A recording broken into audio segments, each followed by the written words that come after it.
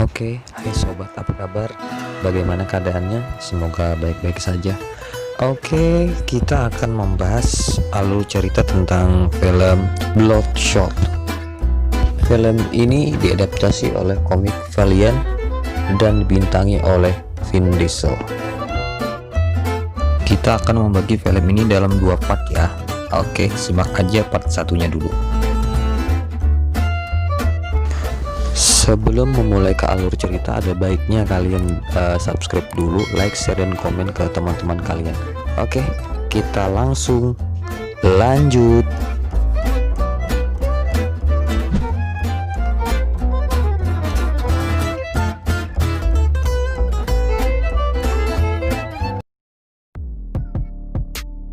Bloodshot menceritakan tentang kisah seorang prajurit yang dihidupkan kembali dengan teknologi nano.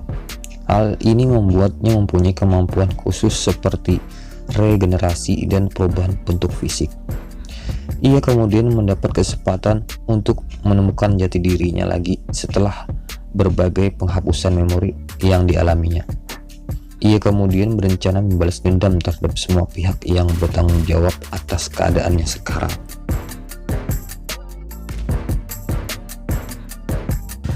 Di awal cerita, kita diperlihatkan seorang prajurit Amerika yang sedang berusaha menyelamatkan para sandera yang diculik oleh musuhnya.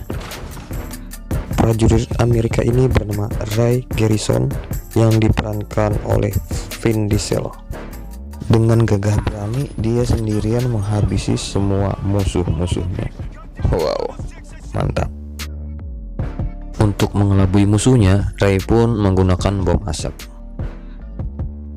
Saat mencoba masuk, Ray pun bertemu dengan musuhnya yang menodongkan senjata ke arah Sandra dan menyuruh Ray untuk menjatuhkan senjatanya. Ray pun menuruti apa yang dikatakan musuh dan menjatuhkan senjatanya. Musuhnya pun meminta helikopter dan menyuruh teman-teman Ray untuk mundur. Ray pun meminta teman-temannya untuk segera mundur. Ray berkata, "Di mana teleponnya?" "Itu di samping kananmu." Musuhnya pun mengarahkan senjatanya ke telepon. Pada saat itulah Ray langsung beraksi dan menembak mati musuhnya. Dan misi penyelamatan Sandra pun berhasil, walaupun Ray terkena luka tembakan. Ray pun kembali ke pangkalannya dan bertemu dengan kekasihnya Gina. Ini nih momen yang sangat-sangat kita nantikan, iya kan? Ya. Gina sangat senang Ray sudah pulang dan mereka pun kembali ke rumah mereka dan melakukan bercocok tanam.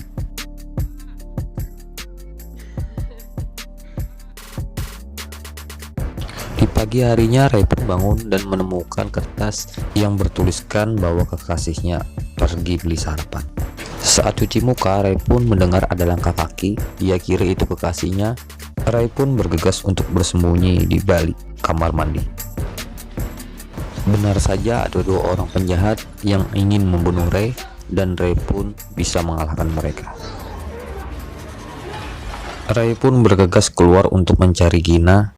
Pada saat mau keluar rumah, dia tidak sengaja bertabrakan dengan orang yang tak dikenal, dan ternyata Ray pun terkena bius dari orang tersebut dan Ray pun pingsan. Pria ini bernama Martin X. Ray pun terbangun dari pingsannya dan mendapati dirinya sedang terikat. Tidak beberapa lama, Martin X itu pun mendekati Ray. Martin bertanya kepada Ray siapa yang beritahu ada Sandra di Mombasa. Ray pun bilang kalau dia tidak tahu apa-apa. Tapi Martin tidak percaya dan membawa kekasihnya ke hadapan Ray.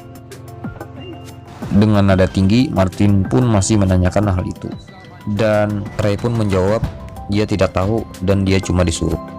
Martin pun mengancam Ray untuk membunuh Gina dengan benda itu. Ray pun masih bilang tidak tahu dan akhirnya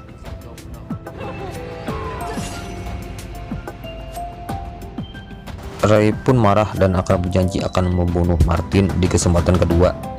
Ray meminta Martin untuk membunuhnya dan akhirnya Ray pun dibunuh oleh Martin.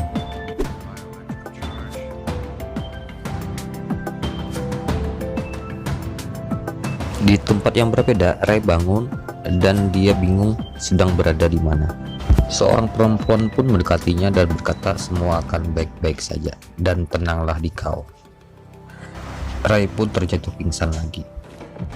Oh iya, nama perempuan ini kita sebut saja dengan nama Katie. Saat Ray bangun, dia masih bingung apa yang sedang terjadi. Dan di saat itulah, Katie dan seorang pria mendekatinya dan berbicara padanya. Pria ini bernama Emil Harting. Dr. Harting ini bekerja di RST atau Rising Spirit Technology. Dr. Harting bilang apakah dia ingat sesuatu, nama, pangkat, atau nomor serimu. Ray berkata dia tidak ingat apa-apa.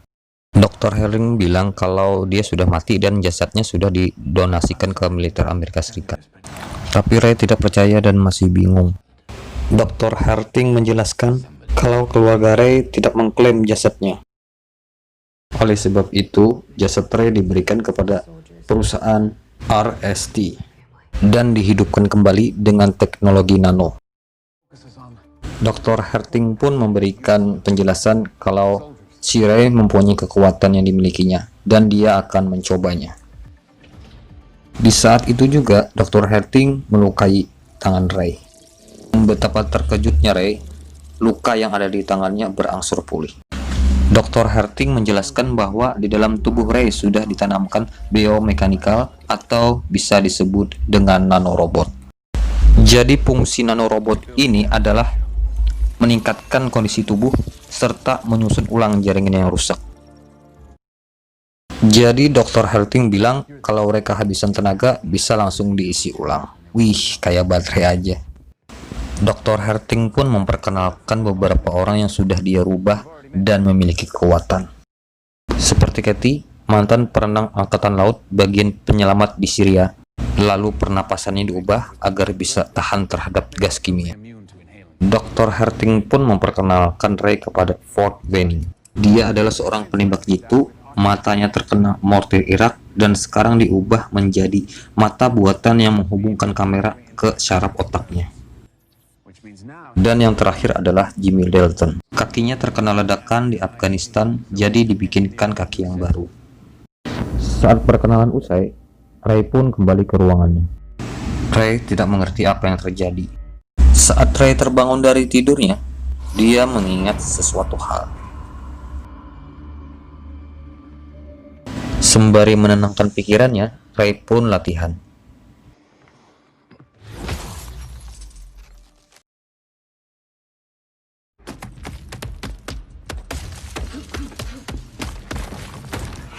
Setelah selesai latihan, Ray pun melihat Katie yang sedang berenang. Katie pun mengajak ngobrol Ray dan mengajaknya untuk minum.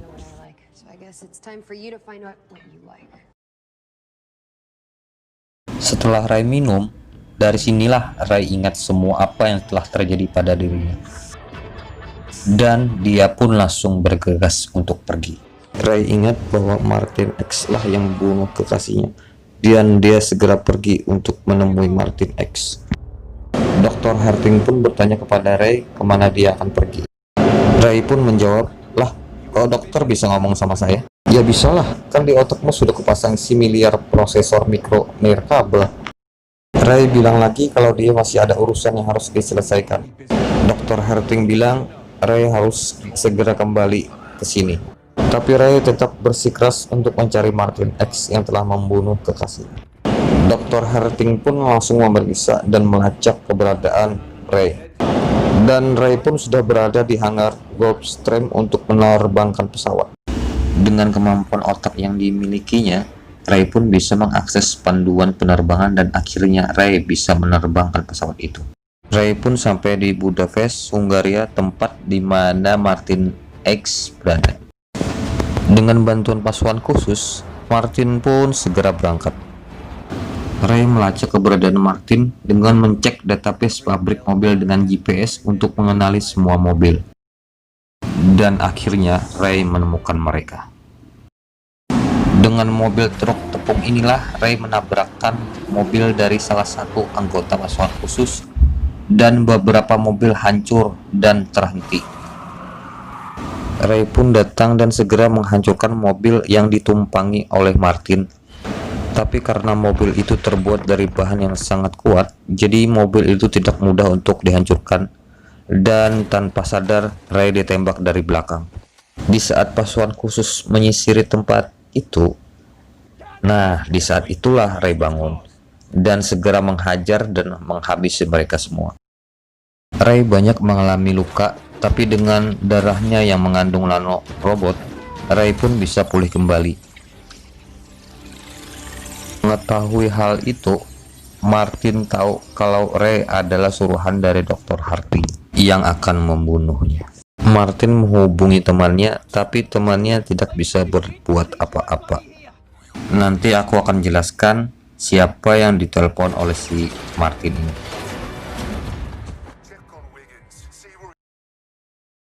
Dengan kekuatan super yang dimiliki Ray, musuhnya pun dibabat habis semuanya tanpa sisa cuy.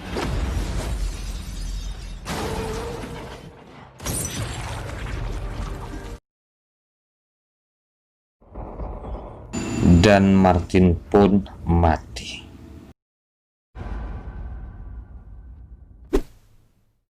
Ray dijemput oleh teman-temannya dan mereka pun pulang ke tempat Dr. Harding.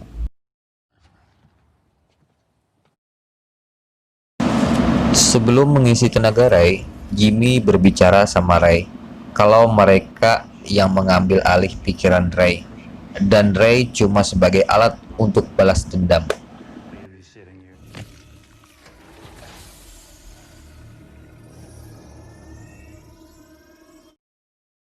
Di sini kita akan melihat Dr. Harding mencuci otak Ray dan menghapus ingatannya dan mengganti dengan ingatan yang baru, di mana orang yang tidak disukai Dr. Harding akan dipasang wajahnya dan akan diletakkan di ingatan Ray, seperti apa yang pernah Dr. Harding lakukan kepada Martin X. Pencucian otak Ray pun selesai dan Ray punya ingatan yang baru.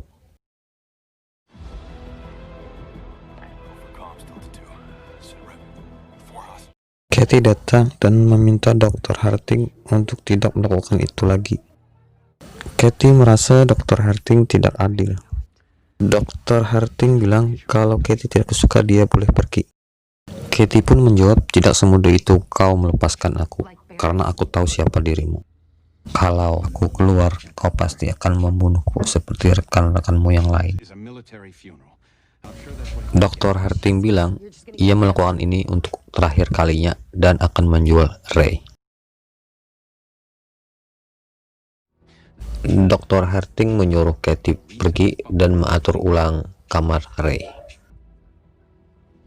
Ternyata selama ini Dr. Harding cuma merekayasa ingatan Ray dan bisa kita lihat wajah Martin X diubah menjadi Beres. Dan ternyata Beres dan Martin X adalah rekan satu kerja Dr. Harding selama berada di RST. Karena mereka berdua berkhianat, oleh sebab itu Dr. Harding merencanakan pembunuhan ini dan memanfaatkan Ray untuk membunuh mereka berdua. Jadi seperti yang aku bilang tadi, si Martin X ini menelpon seseorang dan seseorang itu adalah si Beres ini.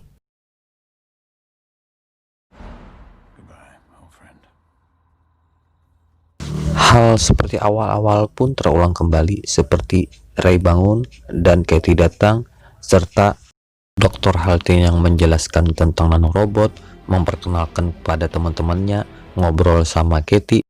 Dan di saat minum inilah ingatan Ray muncul kembali. Ya tahu kan sekarang apa yang akan dilakukannya. Ya sama seperti sebelumnya, ditanyakan kemana, mau apa. Ray pun menuju ke tempat Beres berada.